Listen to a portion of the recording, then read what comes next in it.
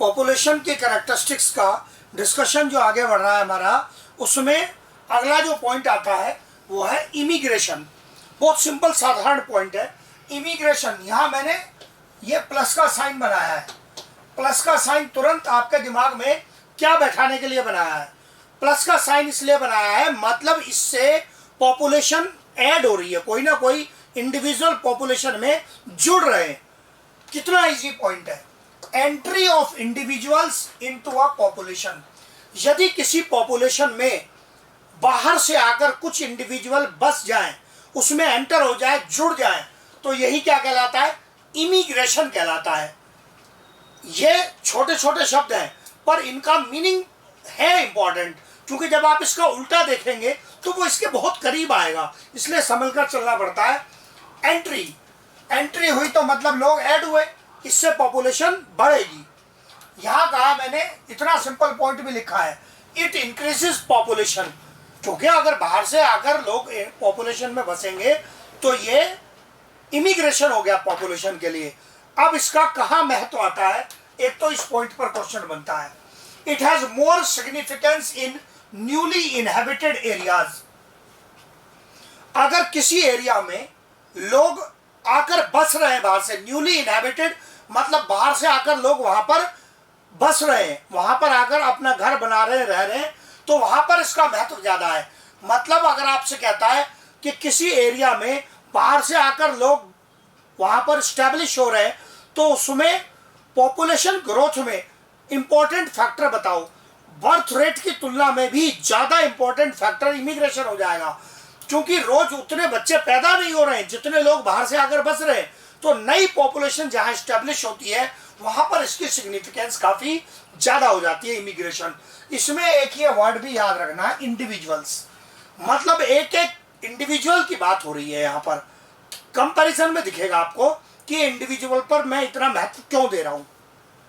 तो इमिग्रेशन में लोग एंटर हुए या एग्जिट? एंटर।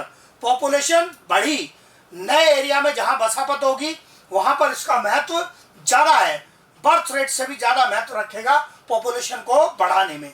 सिंपल पॉइंट एकदम। अब ये इसका उल्टा केस आ गया, ये कहलाता है ई माइग्रेशन। मैंने कहा था ना शब्द बहुत क्लोज है, ये तो समझ के चलना है। वो था आई एम, इमिग्रेशन, ये कहलाता है ई माइग्रेशन। क्या लिखा है इसके ब्रैकेट में? माइनस का साइन लगा दिया। क्यों माइनस का साइन लगा दिया? पॉपुलेशन कम हो रही है इससे। Exit of individuals from a population, एक पॉपुलेशन से इंडिविजुअल्स का जो एग्जिट है, बाहर जाना है इंडिविजुअल्स का, वो कहलाता है ई माइग्रेशन। ये ई माइग्रेशन है। इट कंट्रीब्यूट्स इन डिक्रीजिंग, क्योंकि लोग बाहर चले गए तो पॉपुलेशन को डिक्रीज करने में इसका कंट्रीब्यूशन होगा। अब इसको अपनी जरा डेली लाइफ पर अप्लाई करके देखो। अगर किसी वर्क पर्पज से पिछले एक साल में इंडिया से सपोज 1,500 लोग, 1,500 individuals moved to USA, America में जाकर वहां पर वो रहने लगे और अब वहीं पर रह रहे हैं वो। अब ठीक है, उनको वहां की सिटीजनशिप मिली या नहीं मिली वो तो एक कानूनी मुद्दा है, लेकिन अब वो रिसोर्स वहीं के उपयोग कर रहे हैं, वहीं पर रह रहे हैं, लंबे समय वहीं पर रह रहे हैं, साल 6 महीने 2 साल 4 साल वहीं नौकरी कर रहे हैं, तो उसी के पॉपुलेशन में काउंट होंगे ना इकोलॉजिकली वो। तो इसका मतलब ये हुआ कि जहां के रिसोर्स यूज करेगा वहां की पॉपुलेशन में काउंट होगा। इंडिया के मामले में वो क्या हुआ, इंडिया से लोग चले गए तो इंडिया के संदर्भ में हुआ ई माइग्रेशन, जबकि वो यूएसए की पॉपुलेशन में ऐड हो गए तो यूएसए के संदर्भ में वो क्या हुआ, इमिग्रेशन। तो शब्द को सही अप्लाई करना है। तो यूएसए के लिए वो पॉपुलेशन क्या हो गई, ऐड, इंडिया के लिए वो पॉपुलेशन क्या हो गई, माइनस। ई माइग्रेशन शब्द का मैंने कहा सही उपयोग करना है, जल्दी पढ़ने में भी देरी हो जाती है, वर्ड बहुत क्लोज है। इमिग्रेशन जिसकी पॉपुलेशन में ऐड हुआ, जिसमें से माइनस हुआ, उसके लिए क्या कहलाएगा, ई माइग्रेशन कहलाएगा। तो ये चलता रहता है। अब इसमें इंडिविजुअल क्यों लिखा है? इंडिविजुअल का ये महत्व है कि लोग अपने अपने काम से जाते हैं। हो सकता है अपने साथ अगर कोई व्यक्ति गया अपनी फैमिली को भी साथ ले जाए, लेकिन ये फिर भी इंडिविजुअल में काउंट होता है, बड़ा बड़ा ग्रुप नहीं है। अगर यूएसए ने उन लोगों को एंट्री दी तो ग्रुप के आधार पर नहीं दिए, वो इंडिविजुअली उनके पूरे डॉक्यूमेंट स्कैन होते हैं, देखे जाते हैं, क्या क्या रिक्वायरमेंट्स है वो पूरी होती है, वो इंडिविजुअल एंट्री मानी जाती है। तो ये जो इमिग्रेशन ई माइग्रेशन है, ये सब क्या है, इंडिविजुअल बेस्ड मूवमेंट है। कौन सी मूवमेंट इंडिविजुअल बेस्ड नहीं है, वो मूवमेंट है माइग्रेशन।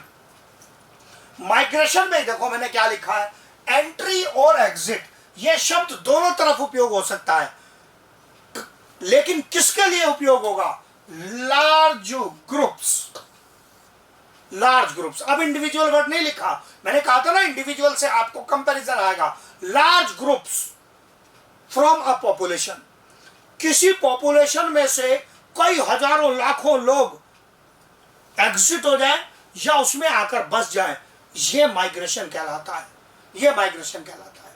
ये इंडिविजुअल बेस्ड प्रोसेस नहीं है।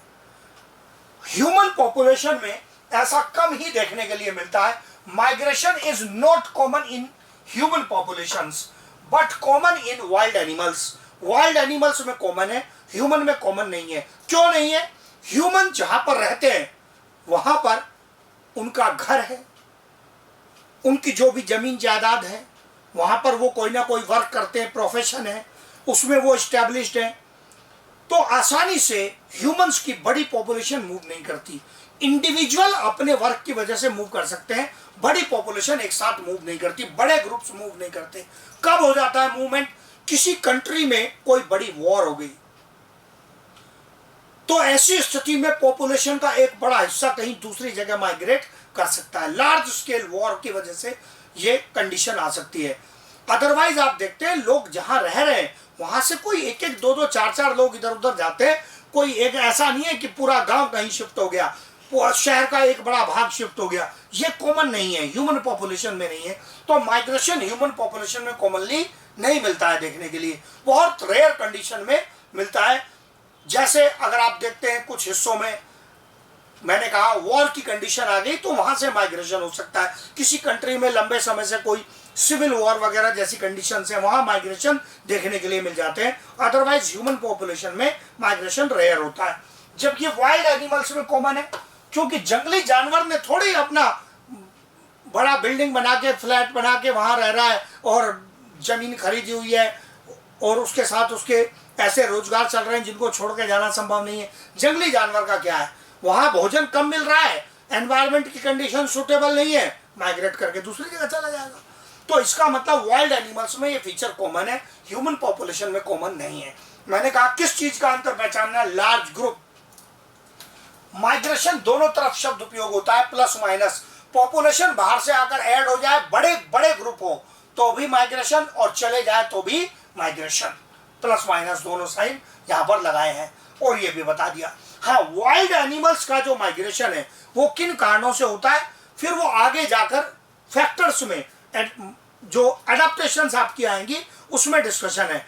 मतलब किस कारण से हुआ, भोजन का क्या कारण है, रिप्रोडक्टिव फीचर्स के क्या कारण है, वो एक अलग इशू है, वो चैप्टर अलग है, आगे आएगा। अभी तो बस ये कॉमन पॉइंट बताया है इन दोनों के बारे में। तो 3 पॉइंट हो गए, इमिग्रेशन, ई माइग्रेशन, माइग्रेशन। क्या ये एनवायरनमेंट के फैक्टर से अफेक्ट होंगे? बिल्कुल। जैसे मैंने कहा जॉब अपॉर्चुनिटीज ह्यूमन बींग्स के हिसाब से देखें तो एनवायरमेंटल कंडीशंस, फूड वगैरह दूसरे एनिमल्स के हिसाब से, इन सब चीजों से ये अफेक्ट होते हैं, ये जो मूवमेंट है ऑर्गेनिजम्स की। अब आपने अभी तक और क्या क्या पढ़ लिया, नेटलिटी, मोर्टेलिटी वगैरह जान लिया। इन सबको मिलाकर एनसीईआरटी एक साथ क्या कहता है? इन सबको मिलाकर एनसीईआरटी कहता है पॉपुलेशन ग्रोथ। तो पॉपुलेशन की जो ग्रोथ हो रही है उसमें एनसीईआरटी ने कैसे इक्वेशन लिखी?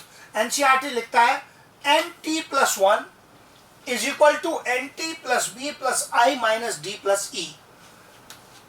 इधर से शुरू होते हैं। ई क्या है? ई माइग्रेशन। डी क्या है? डेथ्स है, जितनी भी डेथ हुई पॉपुलेशन। आई इमिग्रेशन है, बी बर्थ्स है,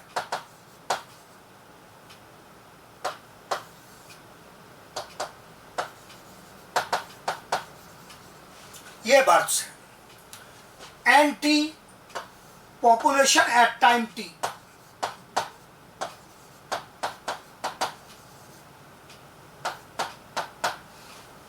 टी टाइम पर ये पॉपुलेशन थी, उसमें क्या जोड़ोगे, जितने बर्थ्स हुई, जितने लोग पैदा हुए, जितने बच्चे पैदा हुए उनको जोड़ दो, जो बाहर से आकर इंडिविजुअल उसमें ऐड हो गए, इमिग्रेशन हो गया, उसको जोड़ दो। क्या माइनस करोगे, जो डेथ्स हुई, और क्या माइनस करोगे, ई माइग्रेशन, जो लोग छोड़कर चले गए दूसरी जगह। तो पुरानी पॉपुलेशन में बर्थ जोड़ दो, इमिग्रेशन जोड़ दो, क्या माइनस कर दो, डेथ एंड इमाइग्रेशन माइनस कर दो, तो नई पॉपुलेशन आ जाएगी। उसको क्या लिखता है NCERT, N T plus one. N T plus one कहने का मतलब है population at time T plus one. जब मैं लिखता हूं population at time T plus one, तो यहां स्टूडेंट का सवाल आता है कि सर ये टाइम को टी प्लस वन लिखने का क्या मतलब है। यहां प्लस वन का अर्थ है, ये बहुत पॉइंट इंपॉर्टेंट है, बहुत सारे बच्चे बाद में इसी बार डाउट पूछते हैं कि टी प्लस वन क्या लिखा। टी प्लस वन कहने का मतलब है पुराने टाइम में एक जोड़ दो। एक क्या जोड़ दो, टाइम ही जोड़ोगे ना, टाइम में एक जोड़ दो, मतलब जैसे 1 मंथ 1 ईयर, जिस पर भी आप कैलकुलेट करना चाहते हैं। आपकी साइंस की नॉलेज बताती है ना, फिजिक्स में पढ़ते हो ना, कि जब तक यूनिट कॉमन नहीं होगी आप उसको जोड़ नहीं सकते। तो इसका मतलब टाइम में जोड़ रहे हो, तो वो 1 भी क्या है, कोई ना कोई टाइम की यूनिट है वो। तो इसका मतलब प्लस 1 लिखने का मतलब है मे बी 1 ईयर और 1 मंथ, जो भी कन्वीनियंट हो आप जिस पर कैलकुलेट करना चाहते हो। तो यहाँ 1 का अर्थ है जैसे 1 मंथ और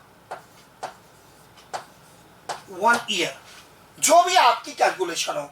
तो पुरानी पॉपुलेशन में आप 1 महीने बाद पता करना चाहते हैं, तो एन टी प्लस 1 मंथ, या 1 ईयर बाद एन टी प्लस 1 ईयर, और उसमें ये सारे पॉइंट जोड़ दो, माइनस कर दो, जिससे आपको क्या मिल जाएगी, पॉपुलेशन मिल जाएगी, नई पॉपुलेशन जो भी आएगी। तो इसका मतलब बर्थ ने पॉपुलेशन को क्या किया, बढ़ाया, इमिग्रेशन ने पॉपुलेशन को बढ़ाया, डेथ्स ने कम किया, इमाइग्रेशन ने कम किया। मेरे पूरे एक्सप्लेनेशन में और एनसीईआरटी में केवल एक छोटा सा अंतर मिलेगा। मैं लिखता हूं बर्थ्स, एनसीईआरटी लिखता है यहां पर बर्थ रेट। रेट नहीं आएगा, क्योंकि आप तो एक्चुअल पॉपुलेशन पता कर रहे हैं ना, रेट थोड़ी पता कर रहे हैं। तो मैंने ठीक लिखा है, कंफ्यूज नहीं होंगे, बिल्कुल करेक्ट मेंशन किया है मैंने। एन टी प्लस 1 टाइम पर नई पॉपुलेशन पता करने के लिए एक्चुअल इंडिविजुअल कितने पैदा हुए वो जोड़ना है, ना कि उनका बर्थ रेट जोड़ना है। तो ये मिस्टेक है, बुक में भी हो सकती है। हम तभी बोलते हैं बुक की मिस्टेक को जब बिल्कुल हमें कंक्रीट होता है, कॉन्फिडेंस होता है, क्लियर होता है कि ये मिस्टेक है। तो ये बर्थ होनी चाहिए, ना कि बर्थ रेट। यहाँ लिखता है NCERT death rate. Death rate नहीं है, क्या है, डेथ्स है, जितनी डेथ हुई है वो एक्चुअल, ना कि आप कोई उसका फ्रैक्शन में रेट जोड़ दें, रेट नहीं है। तो ये मैंने करेक्ट लिखा है। जो बच्चा बहुत ध्यान से पढ़ लेता है वो सवाल करता है, सर आपने तो बर्थ लिखा था, एनसीईआरटी ने तो बर्थ रेट लिखा हुआ है। बहुत ध्यान से पढ़ने पर बच्चे को लगता है, मैंने पहले ही बता दिया कि मैंने करेक्ट लिखा है, बर्थ्स आएंगी ना कि बर्थ रेट आएगा। तो ये पूरी कैलकुलेशन आ जाएगी, सिंपल पॉइंट एकदम, नई पॉपुलेशन आ जाएगी। ध्यान से देखेंगे, सारे पॉइंट बता दिए। फिर आगे चलूंगा।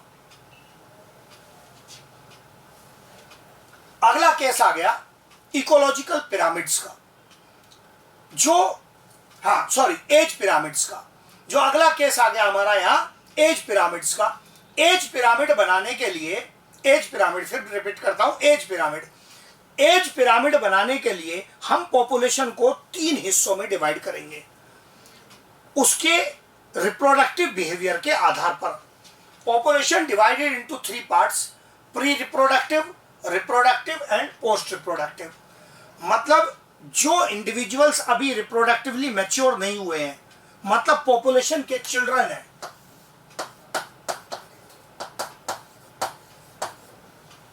ये प्री रिप्रोडक्टिव है, 0 to 14 ईयर्स।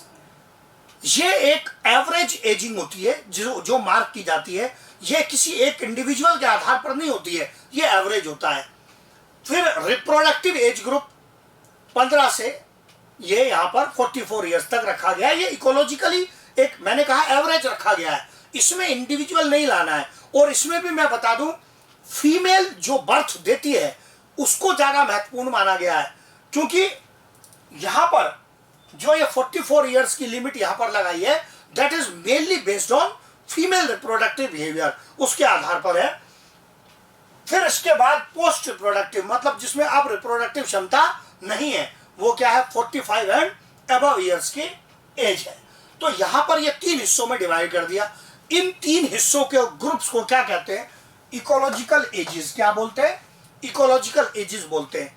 आपसे एग्जैक्ट एज पूछने के चांस लगभग नहीं है, आपको तो 3 टर्म याद रखने हैं, pre reproductive, reproductive, post reproductive. Pre reproductive, reproductive and post reproductive, ये डिवीजन किए हैं पॉपुलेशन में, 3 ग्रुप्स में डिवाइड किया है। अब क्या करेंगे? इनका कंपैरिजन करेंगे, किसमें मेंबर्स कम है, किसमें ज्यादा है, और उसी से पिरामिड तैयार हो गया, उसी से पिरामिड तैयार होगा, उसी को एज पिरामिड बोलते हैं। अब हम इनका कंपैरिजन देखेंगे, ऑब्जर्व करेंगे कंपैरिजन। ये आ गया यहां पर कंपैरिजन। एज पिरामिड में सबसे पहला पार्ट पिरामिड ए, एक्सपेंडिंग पॉपुलेशन। एक्सपेंडिंग मतलब ये एक ग्रोइंग पॉपुलेशन है, तेजी से बढ़ती हुई पॉपुलेशन है। पिरामिड से कैसे पता चलेगा? Pre reproductive, reproductive, post reproductive. Pyramid हमेशा ऐसे बनेगा, प्री रिप्रोडक्टिव सबसे नीचे दिखाए जाएंगे, कम हो या ज्यादा हो, फिर रिप्रोडक्टिव एज ग्रुप और फिर post reproductive age group. Post reproductive कौन है? पॉपुलेशन के ओल्ड इंडिविजुअल्स हैं। अब यहां पर जरा आप अप्लाई करके देखो, पिरामिड ध्यान से देखना है। ये प्री रिप्रोडक्टिव एज ग्रुप के 2 बार बनाए मैंने, जिनमें अंदर कोई निशान नहीं लगाया है, ऐसे आपको समझाने के लिए। मैंने कहा था प्री रिप्रोडक्टिव एज ग्रुप में चिल्ड्रन है, रिप्रोडक्टिव एज ग्रुप के अंदर कौन है? कुछ टीनेज वाले मेंबर्स भी हैं, लेकिन रिप्रोडक्टिव एज ग्रुप में अधिकतर मेंबर कौन है? अधिकतर मेंबर वो है जो इन चिल्ड्रन के पेरेंट्स हैं। एप्लीकेशन देखना, इस पर लगातार क्वेश्चन आता है, जो इन चिल्ड्रन के पेरेंट्स हैं। अब आप ये देखो, चिल्ड्रन के पेरेंट वाले ग्रुप के जो मेंबर्स हैं वो कम है, जबकि उनके जो चिल्ड्रन हैं उनकी संख्या ज्यादा है, वो मेंबर ज्यादा है। तो अगर रिप्रोडक्टिव वाले ग्रुप की तुलना में उनके बच्चों की संख्या काफी ज्यादा होगी, पिरामिड का फैलाव तभी तो ज्यादा आएगा जब बच्चों की संख्या ज्यादा होगी। तो ये पॉपुलेशन कैसी होगी? एक्सपेंडिंग या ग्रोइंग पॉपुलेशन होगी। क्या मैंने ये एक्सप्लेन करते हुए ये कहीं कहा कि पोस्ट रिप्रोडक्टिव कम है? ना। एग्जाम में क्वेश्चन आया बिना पिरामिड बनाए नीट में, उसने एक ऑप्शन तो दिया कि एक्सपेंडिंग पॉपुलेशन में post reproductive is less than reproductive. ये बात तो सही है, लेकिन एक ऑप्शन था pre reproductive group is larger than reproductive group. ये आंसर गया, मतलब प्री रिप्रोडक्टिव वाला ग्रुप बड़ा है रिप्रोडक्टिव से। पॉइंट तो इनकी तुलना का भी ठीक था, लेकिन इससे आंसर नहीं गया, क्योंकि पोस्ट रिप्रोडक्टिव का कोई महत्व नहीं है पॉपुलेशन का एक्सपेंशन को एक्सप्लेन करने में। जो मेंबर अब रिप्रोडक्टिव ही नहीं है, जिनका रिप्रोडक्शन में रोल नहीं है, आखिर उनका क्या महत्व रह गया? वो तो कम ही है, क्योंकि ओल्ड एज ग्रुप में डेथ रेट बढ़ जाता है, इसलिए इनकी संख्या कम है। लेकिन आगे पॉपुलेशन का भविष्य क्या होगा, इसको एक्सप्लेन करने के लिए इस पर महत्व नहीं देना है, इन दोनों की तुलना पर महत्व देना है कि इनकी आपस में क्या स्थिति है, इस पर महत्व देना है। तो एक कंक्लूजन तो मैं क्या लिख सकता हूं? एक्सपेंडिंग पॉपुलेशन में एक गारंटी होगी, पिरामिड के बेस का फैलाव ज्यादा होगा। जो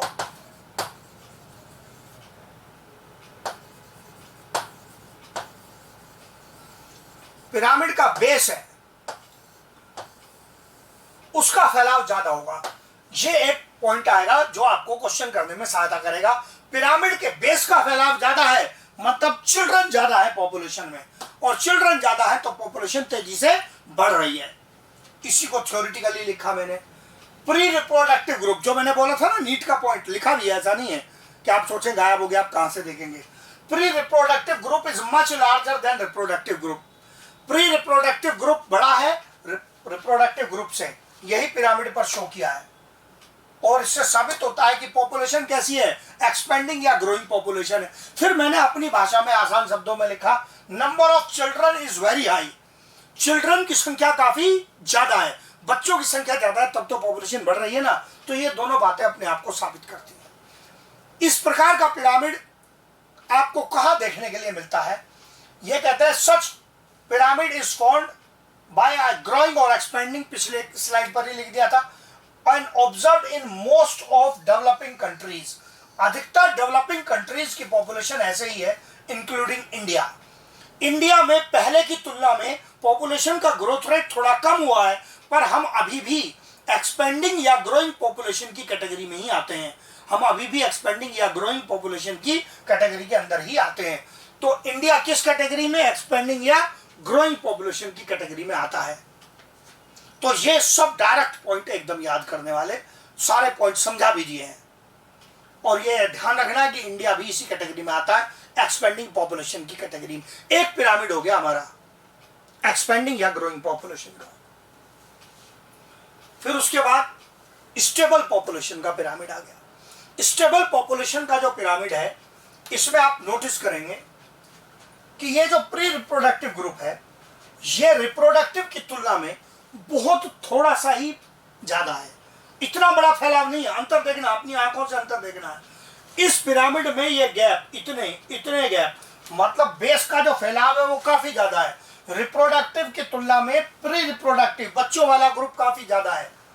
यहां स्टेबल पॉपुलेशन में बहुत माइनर सा अंतर है। प्री रिप्रोडक्टिव और रिप्रोडक्टिव ग्रुप में ज्यादा अंतर नहीं है, थोड़ा तो रहेगा ना। किस लिए? क्योंकि जैसे जैसे हायर एज में जाते हैं, रिप्रोडक्टिव या पोस्ट रिप्रोडक्टिव में, थोड़ा डेथ रेट तो आता ही है ना। एक्सीडेंटल फैक्टर्स भी हैं, मेडिकल फैक्टर्स है, तो थोड़ा रहेगा। अदरवाइज बच्चों की संख्या बहुत ज्यादा नहीं है। ये स्टेबल पॉपुलेशन है। इसमें कभी कभी थोड़ा बहुत बढ़ गया, कभी वही फिर एवरेज आ गया। तो एवरेज जो है इस पॉपुलेशन का स्टेबल है। पोस्ट रिप्रोडक्टिव अभी भी कम ही रहेंगे। वो तो मैंने कहा ओल्ड एज में डेथ रेट बढ़ेगा तो वो तो कम ही रहेंगे। इनका कोई महत्व भी नहीं है एक्सप्लेन करने में। मेन इन दोनों का कंपैरिजन आप देखेंगे, मैंने फिर इनका ही कंपैरिजन लिया। Very little difference between pre reproductive and reproductive groups. इन दोनों ग्रुप्स में बहुत कम अंतर है और इसी कारण से पॉपुलेशन कैसी है, स्टेबल है। पेरेंट्स जैसे थे उनकी बच्चों की संख्या लगभग वैसी है। इस प्रकार का एग्जाम्पल हमें कहां मिलता है? ज्यादातर डेवलप्ड कंट्रीज में। Most of the developed countries के केस में जो पॉपुलेशन है वो स्टेबल है। वो ना तो तेजी से बढ़ रही है और ना उसमें कोई ऐसी गिरावट है, वो लगभग अपनी जगह स्टेबल है। लगभग, अब ऑर्गेनिज्म से थोड़ा बहुत फ्लक्चुएशन चलेगा, लगभग अपनी जगह स्टेबल है। ज्यादातर, ऑल की बात नहीं कर रहा हूं, ज्यादातर डेवलप्ड कंट्रीज में पॉपुलेशन कैसी है, स्टेबल पॉपुलेशन है। तीसरी कैटेगरी क्या आती है? तीसरी कैटेगरी आती है डिक्लाइनिंग पॉपुलेशन की। हाँ जी, ये खतरनाक कैटेगरी है, डिक्लाइनिंग पॉपुलेशन। ये इन्वर्टेड आन शेप्ड, आन होता है मटका, कोई मटका सुराही जैसे उल्टा रखा हो। ये देखो ना, इसकी बाउंड्री बनाई मैंने, जैसे मटका उल्टा रखा हो, इन्वर्टेड आन शेप्ड पिरामिड। अब आप देखो, प्री रिप्रोडक्टिव, क्या कह रहा हूं बार बार, चिल्ड्रन है। रिप्रोडक्टिव वाले ग्रुप में अधिकतर मेंबर उनके पेरेंट्स हैं। पेरेंट वाले ग्रुप की तुलना में चिल्ड्रन वाले ग्रुप की संख्या कम है। जितने पेरेंट का ग्रुप में मेंबर थे, बच्चों में उतने भी नहीं है। तो इसका मतलब पॉपुलेशन आगे क्या हो रही है, डिक्लाइन हो रही है, कम हो रही है। ये हर बार कह चुका हूं, पोस्ट प्रोडक्टिव कम ही रहेगा।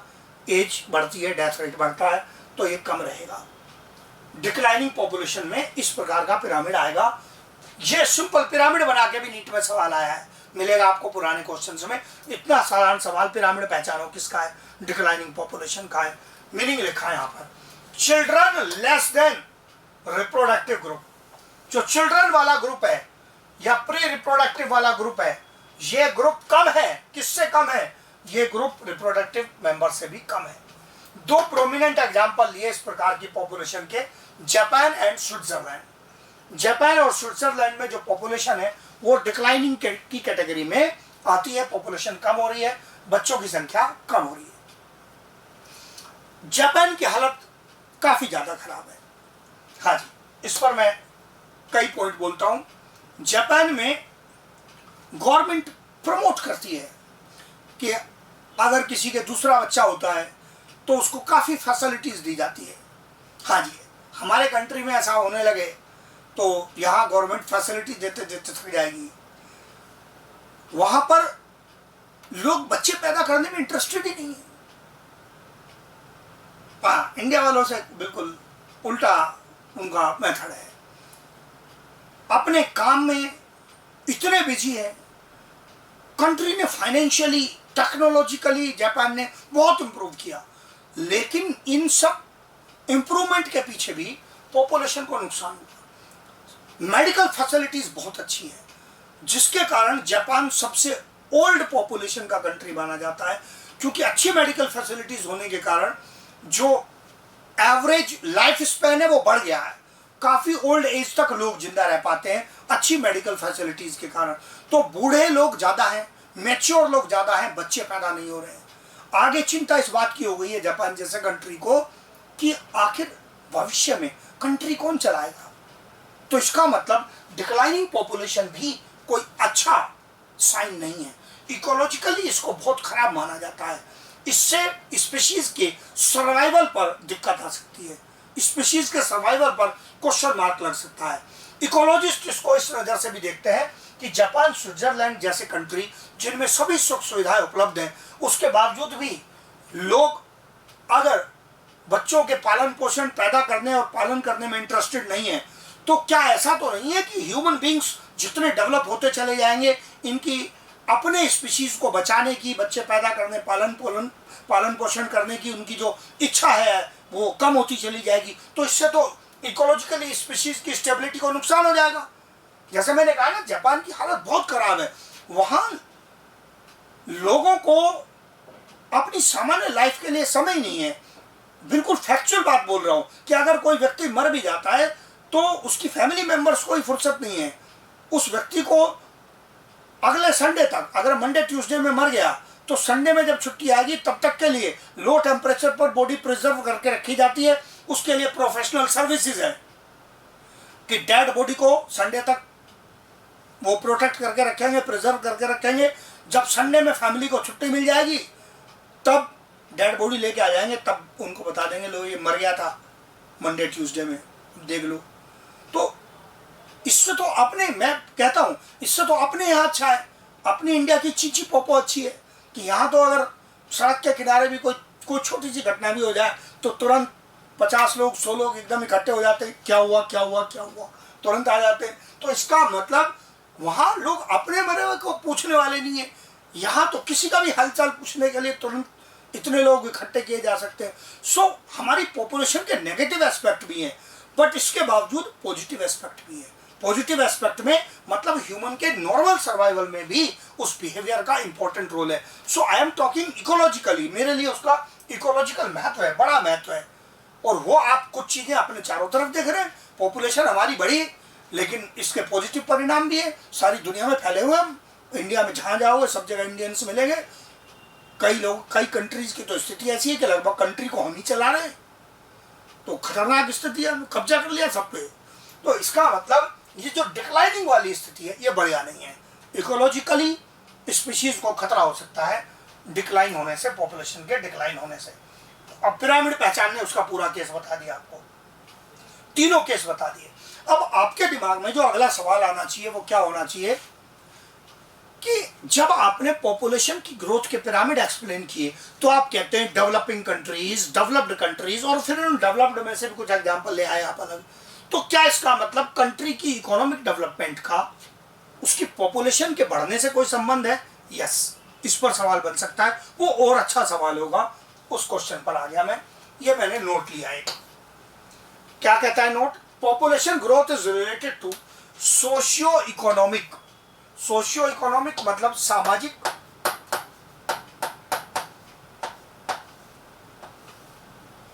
और इकोनॉमिक आप पहचानते हैं कि ये उसकी आर्थिक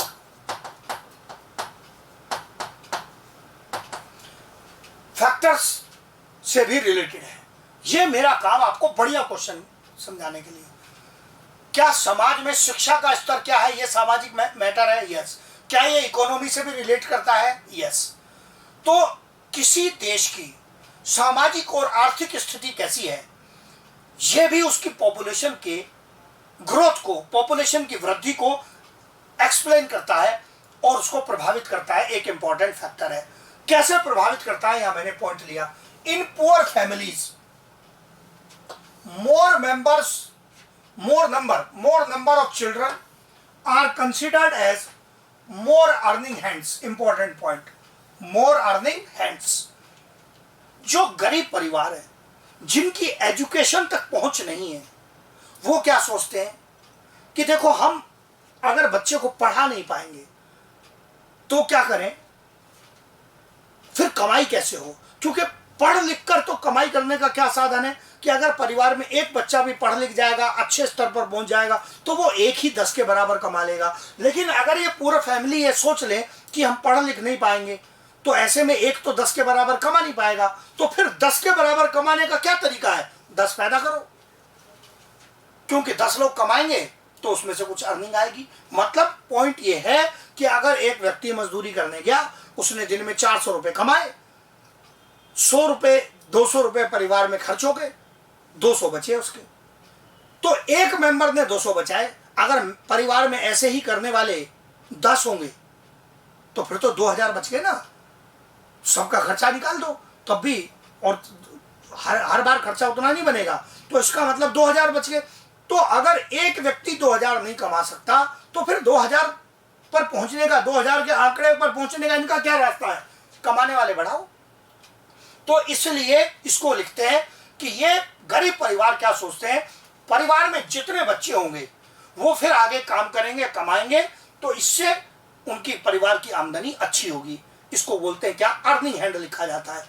तो या तो परिवार में जब तक उसका सामाजिक, जिसमें शिक्षा भी शामिल है, यह स्तर नहीं सुधरेगा, तब तक उनको सही बात समझ में नहीं आएगी। या तो उनका एजुकेशन तक रीच होना चाहिए ताकि उनकी फैमिली की अर्निंग बढ़ाने में एक बच्चा ही पर्याप्त हो, या फिर नहीं तो बच्चों की संख्या बढ़ेगी। तो ये एक इंपॉर्टेंट फैक्टर है, इस पर क्वेश्चन बनता है। फिर दूसरा पॉइंट आता है जो मैंने जापान वाला बोला था, और इंडिया में भी पर भी उसका प्रभाव है। हाँ, जहां इंप्रूवमेंट ज्यादा है उन पर प्रभाव ज्यादा है। Improvement in medical facilities, decreased mortality, death rate को घटा दिया। अब जापान जैसे कंट्री ने तो क्या है, मेडिकल फैसिलिटीज बढ़ी तो बच्चे पैदा करने भी बंद कर दिए, तो उनको तो फायदा नहीं हुआ। लेकिन इंडिया जैसे कंट्री में मेडिकल फैसिलिटी पहले की तुलना में तो बहुत इंप्रूव हुई, तो डेथ रेट कम हो गया। डेथ रेट कम हो गया, लेकिन बच्चे पैदा होने की दर वैसे ही चले जा रही है, बहुत कम अंतर आया है। डेथ रेट कम हो गया तो लोग मरे कम और पैदा धुआंधार हो रहे, तो इसका मतलब पॉपुलेशन बढ़ गई तेजी से। तो क्या बच्चे पैदा होने के साथ साथ डेथ रेट का कम होना भी एक कारण है पॉपुलेशन के बढ़ने में? यस। तो एक तो नेटलिटी आप पहले पढ़ चुके, अब जो यहां मुद्दा है वो है मोर्टेलिटी कम होने का। तो मोर्टेलिटी कम होना, डेथ रेट कम होना भी पॉपुलेशन के बढ़ने का एक कारण है, इंपॉर्टेंट कारण है। तो 2 हिस्से ले लिए मैंने, 2 नोट में इंपॉर्टेंट पॉइंट एक्सप्लेन करने के लिए। फिर इसके बाद पॉइंट आता है सेक्स रेशियो। एनसीईआरटी पॉइंट देता है सेक्स रेशियो। सेक्स रेशियो कहने का अर्थ क्या है? सेक्स रेशियो कहने का अर्थ है नंबर ऑफ फीमेल्स पर 1000 मेल्स। मतलब किसी पॉपुलेशन में 1000 मेल की तुलना में कितनी फीमेल हैं, यह कहलाता है sex ratio. Number of females पर 1000 मेल्स, 1000 मेल्स के संदर्भ में, 1000 मेल्स के कंपैरिजन में उस पॉपुलेशन में कितनी फीमेल्स उपलब्ध हैं, वो कहलाता है उस पॉपुलेशन का सेक्स रेशियो कहलाता है। अब इंडिया में जो पिछला सेंसस हुआ था, जनगणना हुई थी, वो 2011 में हुई थी। अब 2020 में नई प्रक्रिया शुरू होने वाली थी ताकि 2021 तक उसके आंकड़े आ जाए। हर 10 साल में इंडिया में ये आंकड़े आते हैं, लेकिन अब इस कोरोना वगैरह के चक्कर में नई जनगणना की प्रक्रिया अभी शुरू नहीं हो पाई है। आगे जब इससे थोड़ा छुटकारा मिल जाएगा तो होगी। तो जो पुराने आंकड़े हैं उसके आधार पर बात करें तो उससे कुछ डायरेक्ट क्वेश्चन बनते हैं याद करने वाले। इंडिया में सबसे अधिक सेक्स रेशियो कहां पर है? केरला में। वैल्यू भी रटनी है, 1084। ऐसे लिखने का क्या मतलब होता है, 1084 फीमेल्स पर 1000 मेल्स, मतलब 1000 मेल्स की तुलना में कितनी फीमेल्स हैं, 1084, 1084 फीमेल्स केरला में। तो इसका मतलब प्रत्येक 1000 मेल्स की तुलना में 84 फीमेल्स ज्यादा है, केरला में फीमेल्स की संख्या ज्यादा है। उल्टा question, minimum sex ratio in India Daman and Diu में। हाँ जी, पहले इसमें हरियाणा का नाम आता था लेकिन अब उसमें सुधार है, दमन एंड दीव बहुत नीचे चला गया। हरियाणा तो 800 समथिंग में था, ये तो 618 पहुंच गया। दमन एंड दीव 618, बहुत ही खतरनाक, बहुत खतरनाक। 618 आधे के आसपास पहुंच रहा है, तो ये बहुत खतरनाक रेशियो है, बहुत नीचे आ गया है। फीमेल्स की संख्या बहुत कम है, प्रत्येक 1000 मेल्स पर 618 females. Average sex ratio India का 3 ही इंपॉर्टेंट पॉइंट लिखे मैंने, और वो है 940, 940, मतलब 1000 मेल्स की तुलना में 940 फीमेल्स है। अगर आप इसको और इलेबोरेट करके लिखना चाहें तो आप ऐसे लिख सकते हैं, ये कौन है, फीमेल, ये मेल्स है, 940 फीमेल्स पर 1000 मेल्स। ये यहां देखने में तो लगता है अच्छा 60 फीमेल कम है 1000 में, लेकिन जब ये 130 करोड़ पे जाएगा ना, ये तो 1000 में से ही 60 कम है, तो 130 करोड़ पर बहुत डेंजरस कंडीशन आ जाएगी। हाँ जी, फीमेल की संख्या इतनी कम रह जाएगी 130 करोड़ पर आंकड़े में कि बहुत लोग खतरे में आ जाएंगे, डेंजरस। हाँ जी, इसका इकोलॉजिकल सेंस है, क्योंकि इससे पॉपुलेशन की इकोलॉजिकल बैलेंस प्रभावित हो सकता है। अगर मेल फीमेल, क्योंकि नेचर पागल नहीं है कि उसने मेल फीमेल की संख्या को रैंडमली बराबर बनाया है, फर्टिलाइजेशन होता है तो मेल फीमेल के होने के चांस बराबर है, लेकिन ह्यूमन बींग्स बहुत खतरनाक ऑर्गेनिज्म है। ये नई नई टेक्नोलॉजी निकाल लेते हैं, जिससे प्रॉब्लम हुई किसकी, फीमेल फिटिसाइड की। तो इंडिया में ये लो सेक्स रेशो का जो कारण है, उसका जो एक इंपॉर्टेंट रीजन है वो है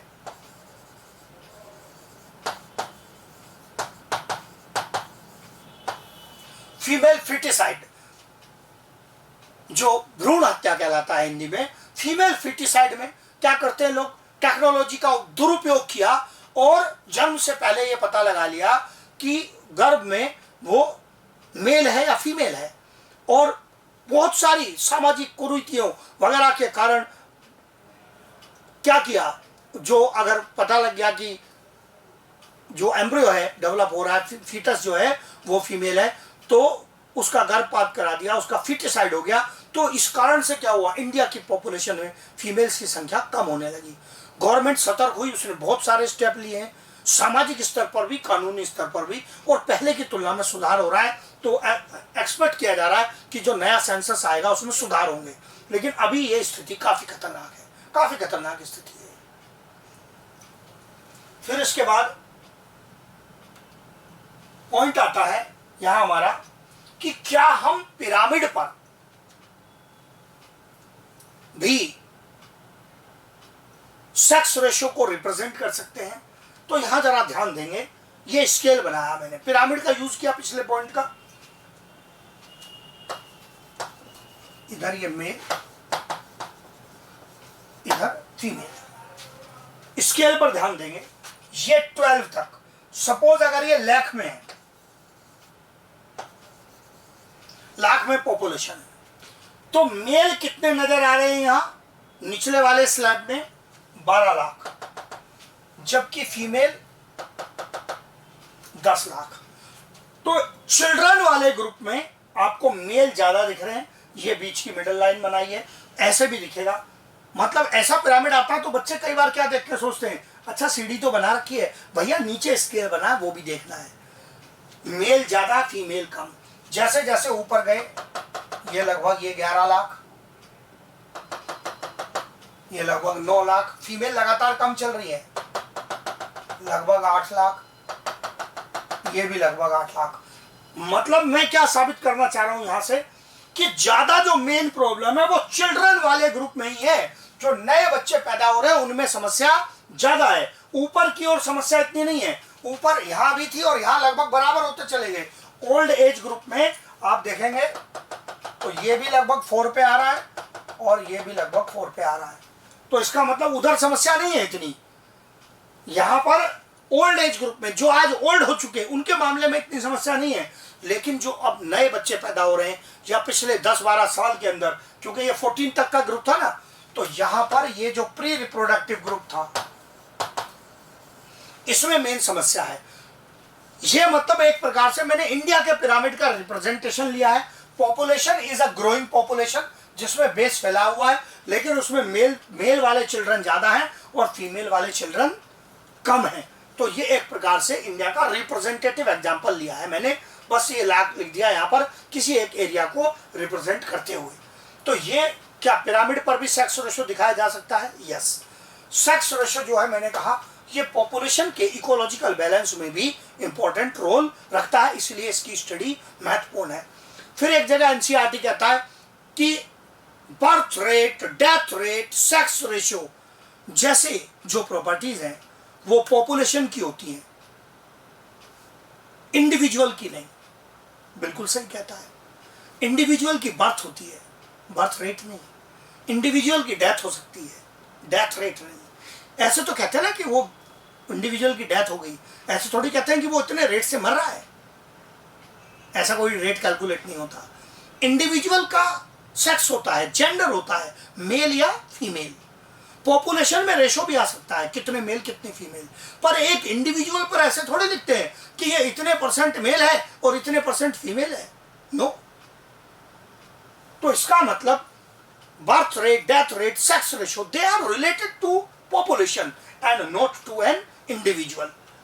ये पॉपुलेशन से रिलेटेड फीचर्स है, इंडिविजुअल से रिलेटेड फीचर्स नहीं है। तो एनसीईआरटी ने बिल्कुल ठीक कहा है। जैसे मैं लगातार कहता हूं कि इसके साथ एनसीईआरटी की रीडिंग लगाएंगे और एनसीईआरटी की रीडिंग में जो अगला पार्ट आएगा उसको कवर करके मैं एनसीईआरटी के पेज नंबर भी बता दूंगा कि आपको ये कहां से अभी पढ़ना है, तो उसको कवर करके हम लोग चलेंगे।